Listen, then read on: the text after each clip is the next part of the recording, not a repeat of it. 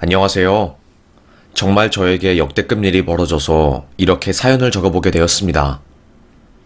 저는 어릴 때부터 아주 정의로운 검사이신 홀아버지 밑에서 자랐어요.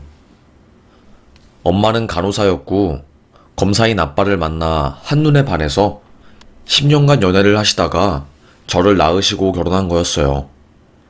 그 당시에 흔하지 않은 혼전 임신이었습니다.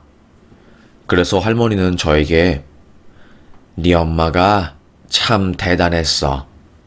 아주 당차고 당당한 성격이라서 남자들이 쉽게 다가가지 못하고, 그리고 남자들에게 그렇게 매력 있는 성격은 아닌데 그 당당함으로 네 아빠를 한 번에 사로잡았지 않니? 아빠는 남들과는 다르게 수동적이고 착한 여자한테 끌리는 게 아니라 자기를 휘어잡을 수 있는 강한 여자한테 끌리는 거였어요. 그래서 당당하고 당찬 엄마의 성격을 보고 반했고, 그렇게 두 분은 사랑을 이루게 되었죠. 그 결실이 저였고요. 그런데 엄마는 일찍 돌아가셨습니다. 엄마와 아빠가 사는 지역에 재개발이 착수되었고, 거기에 있는 동네 주민들이 반대 시위를 벌였어요. 검사인 아빠도 그 상황을 막기 위해서 이런저런 노력을 많이 하고 있었던 상태였는데, 그 건설업체에서 용역을 부른 거였습니다. 지금은 안 그러겠지만 그때만 해도 쇠파이프를 들고 온 용역들이 마을 주민들을 내보내기 위해서 집이랑 물건들을 싹 다 부쉈어요. 정말로 말이 용역이지 그냥 깡패가 따로 없었어요. 그런데 그 용역은 저희 집이 검사 집안이라는 것을 알고 털끝도 건드리지 않더라고요. 그런데 이제 다른 만만한 집은 깽판을 치고 다니니까 엄마가 참지 못하고 옆집 노인네들 집에 들어가서 그 용역들에게 막 욕을 한 겁니다. 당신들 뭐 하는 거야? 당신네들은 엄마도 없어? 이렇게 엄마 버린 사람들을 패고 깡통이나 하는 짓거리 해도 되는 거야? 소리를 질렀지요. 엄마가 검사의 아내라는 것을 몰랐던 용역 중 한 명이 비키라고 어깨를 팍 쳤고, 그때 뒤로 쓰러지면서 철조망 더미에 엄마가 머리를 팍 찍은 거였습니다. 피가 순식간에 솟아오르면서 그 일대는 난리가 되었고, 소식을 들은 동네 사람들 수십 명이 와서 구급차도 부르고 난리도 아니었지요. 뒤늦게 소식을 들은 아빠와 저는 병원으로 갔지만 엄마는 이미 머리를 크게 다친 상태였습니다. 그래서 엄마는 거의 1년간을 식물인간으로 살다가 결국 소천하셨어요. 저는 어린 나이에 엄마를 잃어서 너무나도 큰 슬픔에 빠졌고, 아빠는 이딴 세상을 만들려고 내가 검사가 된 것이 아닌데 내 아내 한 명 못 지키는 내가 무슨 검사가 될 자격이 있다고? 내가 미쳤지. 내가 미쳤어. 아이고, 어떻게 이런 일이 생기냐. 내 마음이 아스라져서 죽겠어. 가만히 안 둘 거야. 아빠는 그렇게 용역업체를 상대로 고소를 하고 엄마를 그렇게 만든 사람을 미필적 고의 살인죄로 고소를 했어요. 검사가 직접 나서서 사건을 수사하고 고소를 하니 그 파워가 얼마나 막강하고 허투루 조사를 안 하고 얼마나 꼼꼼하게 했겠어요. 정말 거의 대한민국 최초로 아빠가 용역이랑 건설업체랑 소송을 해서 이겼습니다. 판례를 만들었지요. 그때부터 이제 용역들이 함부로 쇠파이프를 휘두르지 못하게 되었지요.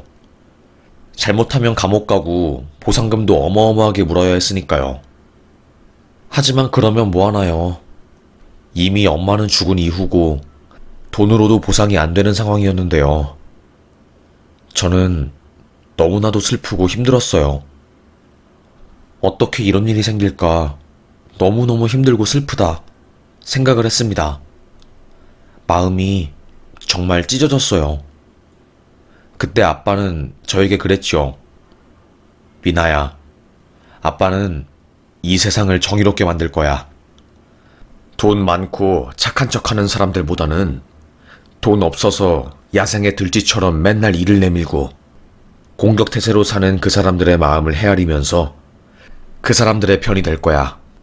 돈 많고 기득권들은 착한 사람이 되기 쉬워. 그런데 가난한 사람들은 아니란다. 가진 게 몇 개 없어서 그거라도 뺏기면 인생이 흔들리기 때문에 그들은 매번 죽기 살기로 덤벼들어. 그런데 힘없는 자의 권력에 대한 외침만큼 공허하고 초라한 것은 없는 법이지. 아빠는 권력이 있으니 대한민국 검사이니 그들의 편에 서서 돈 하나 바라지 않고 살련다. 미나야, 아빠가 남들처럼, 다른 아빠처럼 이쁘고 멋지고 좋은 옷이나 번지르르한 것은 못 사줄 수도 있어. 하지만 이거 하나는 약속할게. 아빠는 미나에게 돈으로도 바꿀 수 없는 가치관을 줄 거야. 그게 너를 숨쉬게 할 거고, 아빠가 나중에 늙어서 죽어도 아빠의 가치관은 미나의 심장에 살아 숨쉬어서 우리 미나가 혼자라는 느낌이 안 들게 든든하게 미나를 지켜줄 거야. 아빠의 말은 저의 심장을 뜨겁게 했습니다. 정말로 뜨거운 피가 제 온몸에 도는 듯 했어요. 그렇게 아빠는 정말 그때부터 검사이지만 상명하복을 하지 않고 자신만의 줏대 있는 삶을 살기 위해서 너무나도 열심히 부단히 노력을 하셨어요. 집에 맨날 늦게 들어오고 수사하느라 정신없고 윗선에 밉보여서 항상 저희는 지방으로 내려가야 했지요. 좌천된 거와 마찬가지였으니까요. 저도 어린 나이에 이런저런 지역을 돌아다니면서 전학을 다니는 일이 쉽지는 않았어요. 항상 친한 친구가 생기려고 하면 저는 전학을 가야 했고, 그게 저의 성격에도 영향을 미쳤거든요. 그래도 저는 정말 큰 재산을 아빠에게 물려받았어요. 바로 명석한 두뇌를 아빠에게 물려받았기 때문에 항상 당당하고 자신감 있게 살아갈 수 있었지요. 머리 회전이 빠르니까 제가 하고 싶은 공부를 하면 점수가 빨리 나오게 되었고, 마음만 먹으면 전교권 석차를 차지하는 것은 일도 아니었어요. 그래서 그런지 전학을 가도 저는 친구들에게 쉽게 호감을 살 수 있었고, 그게 제가 살아남는 비법 중 하나였지요. 참으로 다행이었어요. 그래도 그 나이 때에는 공부 잘하는 애들이 쉽게 인기를 얻을 수 있었으니까요. 저는 그때부터 생존법을 깨달았던 것 같아요. 쉽게 말하면 남들의 관심을 쉽게 살 수 있는 방법이요. 그래서 저는 미친 듯이 노력했습니다. 속으로 나는 무조건 공부로 1등을 해야 해. 그래야지 나의 존재 가치를 인정받고 잘 살 수 있어. 이렇게 생각했습니다. 그러다 보니까 강박적으로 공부를 했던 것 같아요. 아무래도 아빠가 검사이다 보니까 주변의 기대에 부응하고 싶었던 것도 있었고요. 그렇게 미친 듯이 공부를 하니까 그 어린 나이에 학원 한 번 안 갔는데도 전교 1등을 찍은 거였습니다. 정말로 레전드였어요. 그런데 참 좋은 일이 있으면 나쁜 일도 있다고 아빠가 갑자기 뇌출혈로 쓰러지신 겁니다. 신민아 씨 맞으시죠? 신석범 씨 따님 맞으시죠? 지금 빨리 영광병원으로 와주세요. 아버님이 뇌출혈로 쓰러지셨고 병원 도착하면 바로 수술 들어가야 할 것 같습니다. 빨리요. 갑작스러운 그 전화에 저는 당황해서 아무 말도 안 했어요. 순간 저는 보이스피싱 이런 건 줄 알았지요. 아빠는 항상 저에게 큰 일을 하려면 무조건 체력이 기본이란다. 체력이 있어야지 앞으로 뭔 일을 하든 다 자신감 있게 해낼 수 있는 원동력이 되는 거야. 알겠니? 하면서 저에게 체력을 기를 것을 권고하셨고, 아빠도 그만큼 운동을 열심히 해서 그 나이답지 않게 근육도 엄청 많으시고 되게 건강한 몸이었거든요. 그런 아빠가 갑자기 뇌출혈이라고 하니 저는 어안이 벙벙했습니다. 알고 보니 아빠는 새벽까지 늦게 계속 사건에 대한 조사를 하고 거의 10년을 넘게 엄마가 돌아가신 이후로 정신없이 일을 하느라 몸을 제대로 돌보지 못한 거였어요. 알게 모르게 스트레스가 엄청나게 쌓인 거고, 아빠는 티 안 나게 점점 침몰하고 있었던 거고요. 겉으로는 근육도 많고 튼튼해 보였지만 뇌혈관 문제로 인해서 아빠는 결국에 아무것도 못하고 병실에 누워있게 되었습니다. 저는 아직도 생각이 나요. 지나가는 의사 선생님의 발목을 붙잡고 선생님, 제발 우리 아빠를 좀 살려주세요. 우리 아빠요. 정말로 정직하고 열심히 살아온 분이시거든요. 여태까지 자기 인생 즐기지도 못하고 정말로 남을 위해서 헌신하면서 살아온 분이세요. 이렇게 삶을 마감하기에는 우리 아빠 너무너무 아까워요. 목숨이 아까워요. 제발, 제발 아빠 도와주세요. 일어나렴, 아이야. 의료진들은 이미 최선을 다하고 있어. 걱정하지 말고 하늘에 맡겨보자, 응? 이렇게 울고 있으면 쓰러진 아빠도 힘들어 하실 거야. 딸이 힘내서 있어야지 아빠도 딸 모습 보고 힘내서 병마를 이겨내지. 하지만 의료진의 말이 무색하게 아빠는 쓰러진 지 17일이 되었을 때 하늘나라에 가게 되었어요. 얼마나 슬프고 힘든지 몰랐지요. 저는 정말로 죽고 싶었습니다. 친구도 없고 가족도 없는 저. 아빠까지 돌아가신 저는 한순간에 고아가 되어버린 거였어요.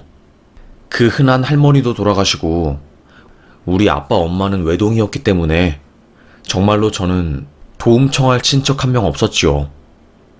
그나마 아빠가 도움을 준 달동네 재개발 사람들은 뿔뿔이 자기들 먹고 사느라 흩어진 지 오래였습니다. 재개발 달동네를 대표해서 소송을 도맡고 사람들을 도와줘서 그 달동네 사람들이 신검사님 정말 감사합니다.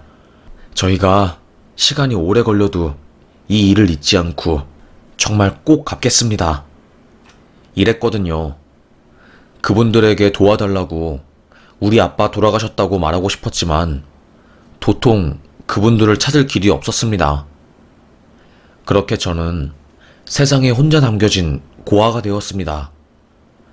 아무래도 믿고 의지한 존재가 제 곁을 떠나니까 저는 너무 힘들더라고요. 아무리 생각해도 저는 마음을 다잡기 힘들었어요. 그래서 한순간에 전교 1등이었던 저는 전교 10등, 80등, 100등까지 쭉쭉 떨어졌습니다. 선생님들은 그래도 힘내서 공부해야지, 미나야, 응? 저를 달랬지만 저의 마음은 추슬러지지 않았어요. 아빠의 존재가 너무나도 공허해서 공부에 집중할 수 없었습니다. 그래서 결국에는 전 학교를 자퇴했어요. 결코 쉬운 결정이 아니었어요. 하지만 제가 할 수 있는 최선의 결정이었습니다. 학교 갈 때면 눈뜨기가 싫고 죽고 싶어서 옥상으로 뛰쳐 올라가기도 했거든요. 그 정도로 저는 심각한 상태였으니 살기 위해서 전교 1등이었던 저는 자퇴를 결심했고 그렇게 학교에서 나오니 철저하게 소외되었습니다. 저는 거의 25살까지 정말 죽기 살기로 알바만 했던 것 같아요. 그나마 몸이라도 부지런히 움직여야지 다른 생각이 안 나더라고요. 참 다행이었습니다. 너무나도 힘들었지만 그래도 꾹 참고 살다 보니 수중에 5천만 원이라는 돈이 모였습니다. 그 나이에 그 정도 돈은 정말 어마어마하게 많이 모은 거였어요. 저는 그 돈을 가지고 공부를 해야겠다고 생각했어요. 알바만 하니까 그 나이에 알바하고 지금 뭐 하는 거냐고 사람들에게 잔소리도 많이 듣고 무시도 많이 당했거든요. 그래, 나도 우리 아빠가 한 것처럼 사람들 돕다가 죽으련다. 저는 그래서 학점은행제를 통해서 2년제 학위를 땄습니다. 하지만 2년제 학위로 제가 할 수 있는 것은 아무것도 없었어요. 너무 힘들더군요. 마음도 무거웠고요. 그렇게 저는 또다시 1년 죽기 살기로 공부해서 인서울 4년제에 편입하게 되었습니다. 이제야 남들처럼 평범하게 살 수 있게 되었구나 라는 생각에 눈물이 나더라고요. 나 정말 고생 너무 많았다. 정말로 고생 많았어. 하고요. 하지만 끝이 아니었습니다. 저의 목표는 아빠처럼 훌륭한 법조인이 되는 거였어요. 내가 힘을 가져서 약한 사람들의 편이 되어 그들의 방패막이 되어주는 것. 그게 저의 소명의식이라고 생각했습니다. 내가 받은 어떠한 소명, 돈보다는 마음이 원하는 일, 명예로운 일을 하면서 사는 게 저의 성격에 더 잘 맞았습니다. 그리고 그게 아빠가 물려주신 가치관이기도 했고요. 그렇게 저는 사법고시 준비에 들어갔어요. 정말로 그때 생각하면 눈물만 나는데 저는 그 시험을 준비하느라 평생 고질병인 척추 관련 질환도 생기고 목 뒤가 너무 아파서 파스를 하도 많이 붙여서 목 뒤에 물집이 잡혀서 안 떼어질 정도가 되었어요. 너무 아프고 힘들고 죽겠더라고요. 정말로요. 하지만 저는 이 악물고 버텼습니다. 1차 시험만 2번을 합격했어요. 계속 2차에 떨어져서요. 나중에 막판 가서는 가운데 손가락에 진물이랑 굳은 살이 져가지고 너무 아프더라고요.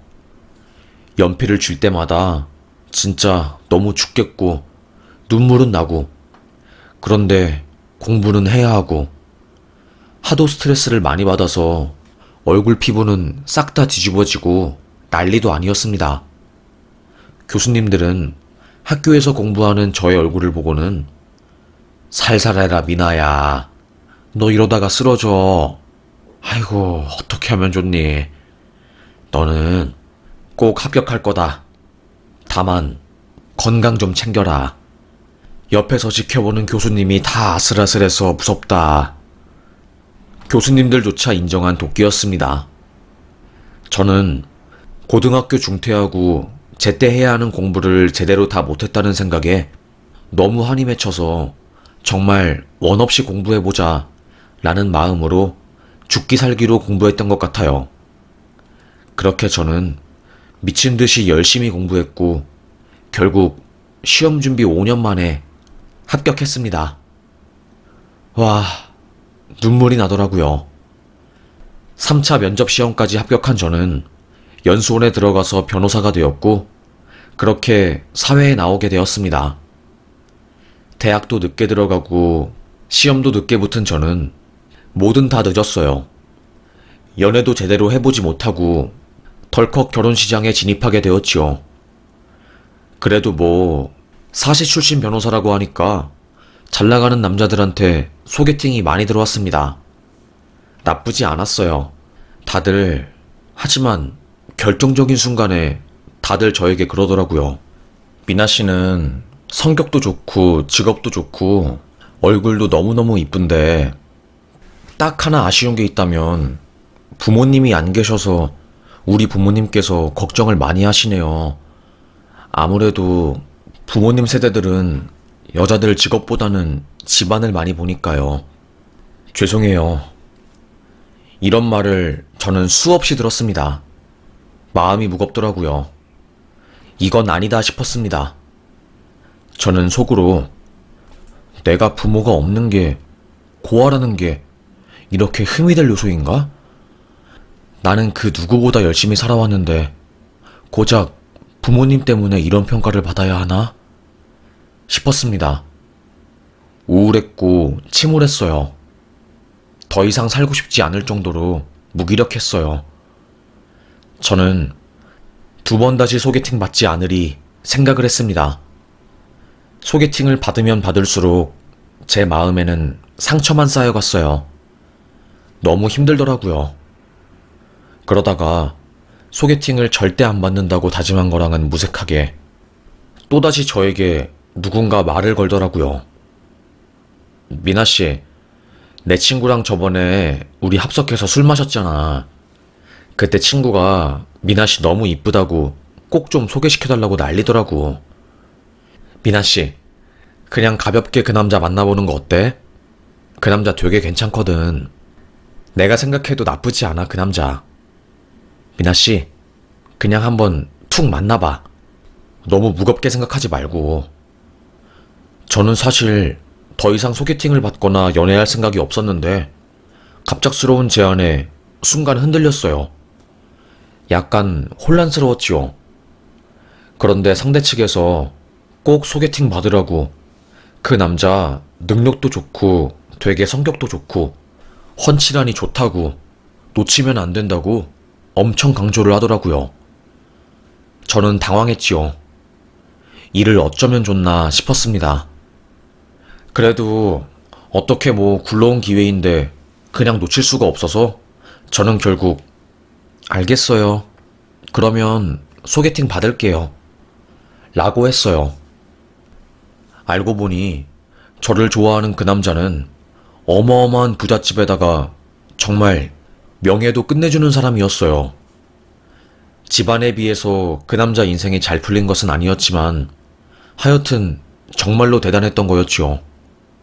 아버님께서 엄청 유명한 건설회사에서 20년 넘게 이사로 재직하시고 회사에서 근무할 때 굵직한 계약 같은 것도 많이 따내셔가지고 돈도 어마어마하게 벌었다고 하더라고요. 게다가 어머님께서는 산부인과 의사로 꽤나 이름 날리고 책도 내신 엘리트였던 겁니다. 그에 반해 그 남자는 그냥 평범한 대기업 사원이긴 했지만 그럼에도 불구하고 집안이 워낙에 좋으니까 별다른 말을 하진 못하겠더라고요. 저는 조금 쫄렸습니다. 솔직히 말하면 저는 아무래도 제 직업 자체로는 정말 자랑스럽긴 하지만 직업 외적인 부분에서는 그렇게 자랑스럽게 내세울 부분은 하나도 없거든요. 아무래도 제가 그동안 소개팅을 받으면서 항상 상대 남자들에게 까였고 그들은 제가 고아라는 이유, 부모님이 없고 집안이 별 볼 일 없다는 이유로 저를 찾거든요. 저는 그게 트라우마가 되었어요. 그래서 되게 힘들었죠. 아무래도 그런 부분으로 인해서 사람들이 저를 안 좋아하고 그런 게 자꾸 신경 쓰이니까 저는 스스로 위축되었습니다. 하지만 그 남자는 미나 씨는 집안 형편도 안 좋고 부모님 두 분 다 돌아가신 상황에서 형제 자매도 없는데 혼자서 꿋꿋하게 일어나신 분이잖아요. 뭐가 그렇게 위축되세요? 하나도 위축될 필요가 없으세요. 미나 씨가 얼마나 대단하신 분인데, 안 그래요? 저는 그 남자의 말에 감동을 받았어요. 그 남자는 저의 당차고 당당한 성격, 술자리에서도 남자한테 기죽지 않고 할 말 다 하고 전문적인 저의 커리어가 정말로 멋있다고, 그래서 저에게 반했다고 말을 해주었어요. 그 남자의 말을 들은 저는 감동을 받았지요. 누가 나를 이렇게 좋게 생각해줄까 하고요. 그렇게 저는 그 남자 덕분에 마음이 훈훈해진 채로 슬그머니 조심스러운 연애를 시작하게 되었습니다. 그 남자는 나이가 있었고 저에게 결혼을 하고 싶다고 계속해서 말을 했어요. 저는 조심스러운 입장이지만 저에게 지속적으로 확신을 주는 그 남자의 태도가 너무너무 고마웠고 그렇게 저는 사랑에 빠지고 결혼을 기약하게 되었어요. 결혼은 둘이서 하는 게 아니라 아무래도 집안과 집안끼리의 만남이다 보니까 저는 당연히 시부모님 되실 분들을 만나게 되었죠. 그런데 정말로 농담이 아니라 그분들 포스가 장난이 아니었습니다. 그래도 어머님은 아이고 그렇게 맨바닥에서 변호사까지 올라오느라 얼마나 힘들었을까. 대단하네. 아주 장하다 장해. 멋진데? 라고 하면서 칭찬을 해주셨어요. 어머님은 저를 좋게 보았지만 아버님은 아니었어요. 우리 아들 전 여자친구가 S그룹 계열사 회장의 딸이었고 그 전 여자친구는 성북동 100억 주택에서 사는 여자였어. 그런데 갑자기 아이고 그래 변호사 허울은 좋다만 여자는 직업보다는 집안이 좋아야지. 그래야지 우리도 덕을 보지. 변호사야 돈만 주면 우리 변호사 되어주겠다는 사람들 깔리고 깔렸는데 왜 하필 그것도 부모님 다 돌아가신 빚밖에 안 남은 변호사를 데리고 온 거야? 아버님은 제가 그 말을 다 듣는데도 불구하고 저를 디스하셨어요. 저는 엄청 민망했고요. 예전부터 아버님은 제 남친에게 빨리 둘이 헤어지라고 엄청 강조를 했나봐요. 저는 몰랐고요. 그런데 남자친구는 꿋꿋하게 이 여자랑 사귀겠다고, 결혼까지 가겠다고 고집을 피운 거였지요. 아버님은 대체 어떤 여자가 우리 아들을 이 지경으로 만들어 놓은 거냐고, 흑수저 출신 자수성가는 우리 집안이랑 결이 안 맞으니까 빨리 헤어지고 맞선 보라고 한 거였어요. 하지만 남친은 쉽사리 물러서지 않았습니다. 그렇게 결혼 진행은 잠시 주춤하게 되었어요.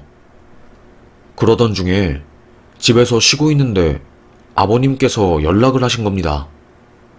S호텔 카페 로비에서 잠깐 만나자고, 기니 할 말이 있으니까 아들한테는 말하지 말고 오라고 하는 겁니다. 저는 되게 긴장했지요.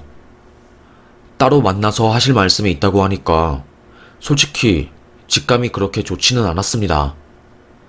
안 좋은 이야기겠구나 싶었어요. 그래서 저는 이거를 어떻게 해야 하나 고민을 하다가 결국 그 자리에 나갔어요. 호텔 로비에서 아버님이 사업 미팅을 마치고 저를 기다리고 있더라고요. 왔구나. 네, 아버님. 무슨 일이세요? 저를 따로 부르시고요. 게다가 아드님한테 저 부른 거 말하지 말라고 하시고 무슨 일 있으세요? 제가 이렇게 말하니까 아버님은 저를 위아래로 쳐다보면서 크흠 이러시더라고요. 그리고는 힘겹게 이야기를 꺼내시는 겁니다. 너는 대체 우리 집안에 원하는 게 뭐냐? 네? 아니, 그게 무슨 말씀이세요? 우리 아들이 상속받은 재산이 많다고, 그거 알고 우리 아들 꼬신 거 아니야? 우리 아들이 지금까지 사귄 여자친구들 급은 미나 너랑 비교도 안 될 정도로 높고 얼굴도 잘났는데 갑자기 아들이 자기 수준에 한참 못 미치는 여자를 만난다고 하니까 내가 이해가 안 되어서 그래. 대체 어떻게 된 거야? 아버님은 저에게 물었습니다. 저는 당황해서 아버님, 저는 아드님이 얼마 재산 물려받는지 그런 거 하나도 몰라요. 오히려 제가 아드님 좋아해서 만나자고 조른 게 아니라 아드님이 제 친구 통해서 저 꼭 만나고 싶다고, 저의 당차고 주체적인 성격이 너무나도 부럽고 닮고 싶다고 말하고 다녀서 저희 만남이 성사된 거예요. 이런 식으로 저 무안 주시면 저도 속상해요. 저 고아 맞아요. 부모님 없어요. 그런데 우리 아버지도 그렇고 어머니도 그렇고 정말 정의로운 삶을 살다가 돌아가셨거든요. 그래서 저는 한 점 부끄러움 없어요. 제가 엄마 아빠의 딸이라는 것을 부끄러워한 적도 없고 숨긴 적도 없어요. 그리고 제가 말씀은 안 드렸지만 우리 아버지 검사였어요. 저도 집안으로 따지면 꿀리지 않아요. 하지만 누구한테 말하기 싫어서 그냥 부모님 안 계신다고 하고 다닌 거였고요. 저도 누군가의 귀한 딸이니까 저를 너무 안 좋게 보지 말아주세요. 제가 이렇게 말하니까 아버님은 그 호텔 로비에서 갑자기 코끼리처럼 소리를 빽 지르는 겁니다. 너 지금 뭐라고 했어? 라고요. 저는 너무 당황했어요. 호텔에서 거의 고함에 가까운 소리가 나니까 사람들은 전부 제 쪽을 쳐다보았고 저는 순간 얼굴이 홍당무처럼 변했지요. 아주 고개 뻣뻣이 들고 어른들 말에 따박따박 대꾸하는 거 보면 싹수가 아주 노랗구나. 누가 너를 이렇게 키운 게냐? 어?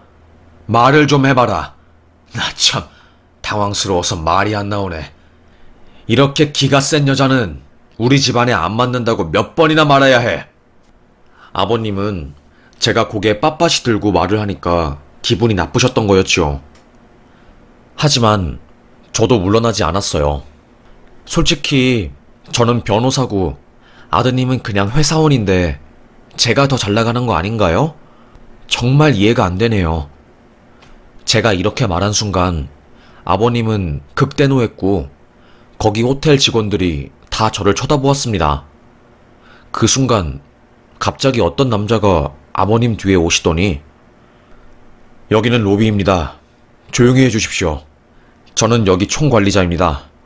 라고 하면서 명함을 하나 건네는 거예요. 문제 있으면 여기로 연락달라고. 그리고 이 여자한테 함부로 하지 말라고 하면서요. 자세히 보니까 그 총관리자인 아저씨, 우리 아빠가 검사로 일하고 있었을 때 재개발되는 달동네 소송을 도와준 주민 중에 한 분이었어요. 그 아저씨는 저를 보자마자 윙크를 했고 미나야, 잘 지냈어? 어떻게 이런 곳에서 만나? 너 이런 곳에서 이렇게 취급당한 아이 아닌데. 아휴, 어쩌면 좋니? 그리고서는 제 손을 꼭 잡았습니다. 아저씨는 우리 아빠에게 엄청 많은 은혜를 입고 항상 저에게 시간이 걸리더라도 꼭 성공해서 은혜를 갚겠다고 약속한 사람이었거든요. 그 아저씨가 성공해서 이렇게 큰 호텔의 총책임자로 만나니까 저는 눈물이 그렁거렸어요. 아버님은 뭐 하는 거야? 하면서 소리를 질렀고 결국 총관리자 아저씨는 경호원을 불러서 시아버님 되실 분을 내쫓았습니다. 그리고 저에게 아니, 너를 이런 곳에서 이렇게 만날 줄은 상상도 못했어. 이야기를 들어보니까 아버지, 검사님이 돌아가셨구나. 언젠간 찾아뵙겠다고 했는데, 너를 지켜주겠다고 했는데, 이를 어쩌면 좋니? 아저씨 아니에요. 아저씨, 어떻게 여기 이렇게 높은 자리에 올라가시게 된 거예요? 저희는 그날 그간 만나지 못했던 10년간의 이야기를 폭풍처럼 했습니다. 아저씨는 우리 아빠에게 소송 도움을 받은 동네 주민에게 어렵사리 연락을 해서 만남을 가졌어요. 동네 주민들은 검사님이 돌아가신 건 몰랐다고 다들 슬퍼하면서 저와 같이 아빠의 산소에 가게 되었네요. 거기서 아빠에게 사람들과 함께 인사를 드렸네요. 참 만감이 교차했어요.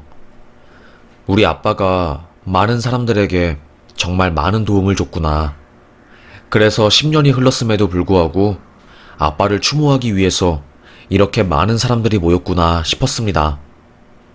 저의 이야기를 들은 어르신들은 자기가 소개팅 시켜주겠다고, 아무리 남자가 좋아도 시댁이 그렇게 무시하면 절대로 결혼 생활 오래 하지 못한다고 저에게 조언을 해주었어요. 곰곰이 생각해보니 정말로 맞는 말이더라고요. 벌써부터 나를 이렇게 무시하고 없는 사람 취급하고 핫바리 취급하는 아버님인데 힘들게 결혼해도 나를 엄청 무시할 게 뻔했습니다. 그래서 저는 눈물을 머금고 그 남자에게 이별 통보를 하고 그 집안의 며느리가 되는 것을 포기했어요.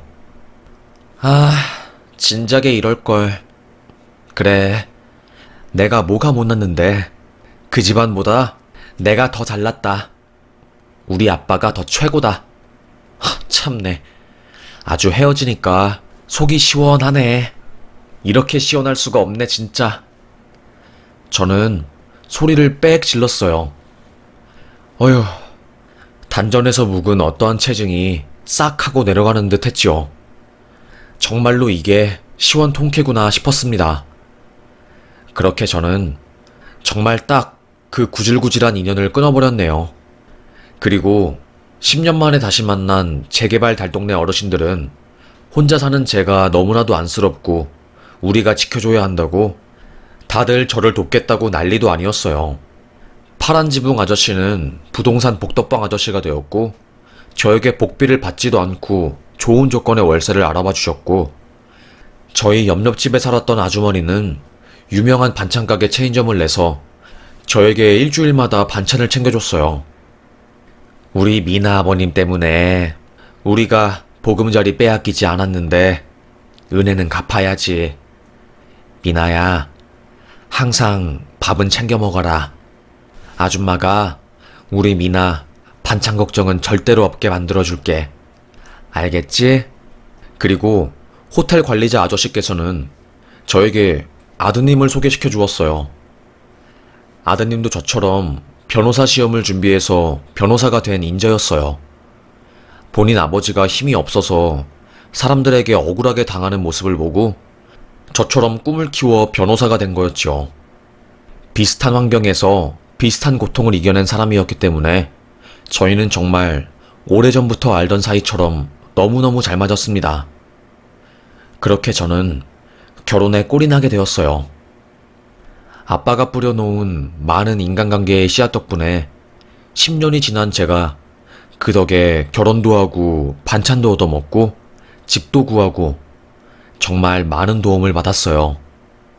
하늘에 있는 아빠, 너무나도 일찍 돌아가신 아빠가 원망스럽기도 하고 정말 보고 싶은 마음에 밉기도 했는데 이제는 아빠 덕분에 너무너무 행복하네요. 이렇게 아빠가 저에게 남겨주신 인간관계라는 유산이 저를 이토록 기쁘게 하고 저의 삶을 풍족하게 만들어줄 줄은 정말 꿈에도 몰랐습니다. 그래서 저 지금 그 누구보다 행복하고 하루하루 벅차요. 이렇게 사는 제 자신이 좋네요.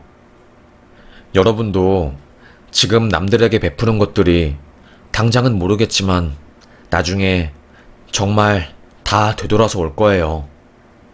저는 그 힘을 믿습니다. 우리 아버지가 그랬으니까요. 아버지는 20년 동안 어떠한 돈도 받지 않고 남들을 위해서 사셨고 본인이 사는 동안 그것에 대한 혜택을 하나도 누리지 못했는데 그 덕에 자식이 이렇게 행복하게 살 수 있게 되었지요.